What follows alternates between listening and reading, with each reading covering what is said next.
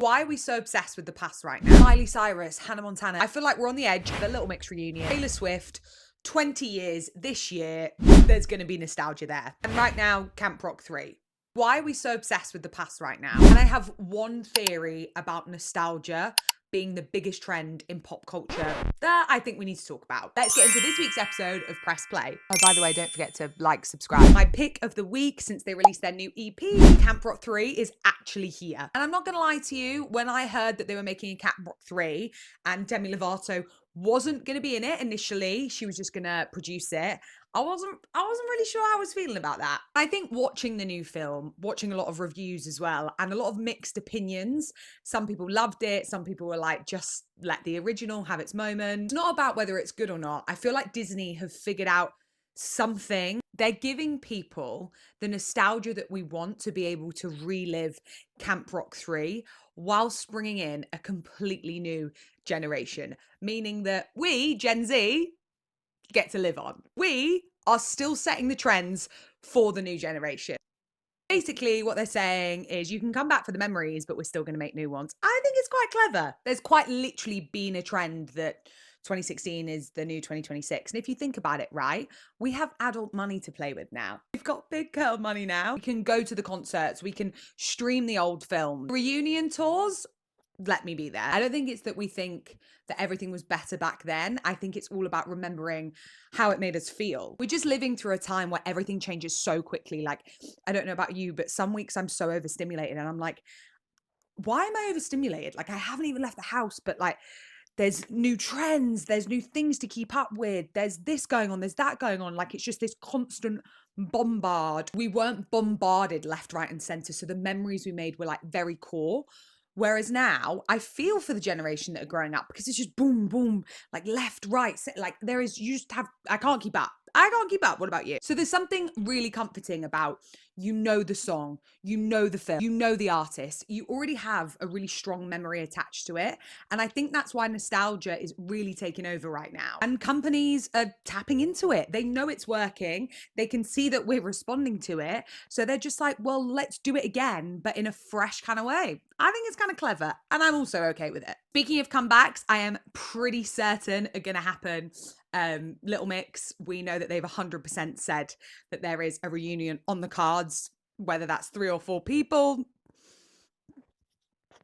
Who knows? Who knows? We talk about that so much on here. That's going to happen because that legacy still very much lives on and forever will. Taylor Swift and her 20th anniversary. So many rumors around this. I think a couple of weeks ago, she'd gone out for dinner with some friends on August 13th. 13th's her favorite number. Everyone's saying it's a new album on the way. Lots of people saying it's a Taylor's version of her original album. Whatever it is, I think it's probably going to have some sort of nostalgia attached to it, given it is 20 years. That's the kind of, you know, the big headline. So yes, she could release a new album, but I think it'll have a lot of nostalgia attached to it. Perhaps some baby Taylor songs that we've never heard. This is all speculation from everything you read online, but we know Taylor, and normally there's a lot of thought and there's a lot of merit in it. And I imagine her team around her are saying nostalgia works right now, but also Taylor could just, she could do anything and we would be there, right? Toy Story 5. Like, we are living in an era of nostalgia. And I want to know how you feel about it. My take is we're not obsessed with the past. We just want comfort and familiarity right now. And to be able to do that in a way that brings in a new generation, I think is really exciting. It almost makes the generational span like longer. If you think about that, it's kind of like an era that never ends, that just keeps evolving. And I think a world that is ever changing and very intense and very fast paced, especially in pop culture and something that tends to be a choice. It's not something that we have to do. It's not something we have to consume. It's I'd like to do that to add to my life. I think it's a really clever way for people to kind of tap into something that they love and something that companies and record labels, big TV channels know is going to work. And right now we all need a sense of familiarity and comfort in a fresh way. What do you think? That is exactly why I think 2026 is the new 2016. Spoken a lot about the past, and I actually think it's still really important to look into the future. Huge week for Cat's Eye. I'm going to give you my pick of the week since they released their new EP. There's meaning behind why this song is my favorite. Because some people are out here bringing it fresh, bringing it original. And Cat's Eye, for me, are doing just that at the moment. I've had this track stuck in my head for a while, but Cat's Eye on Friday released a brand new EP called Wild. If you've somehow missed the global pop sensation that Cat's Eye are, then please, please, please go and consume as much as you can, from Gabrielle to Animal. Like, the list genuinely goes on.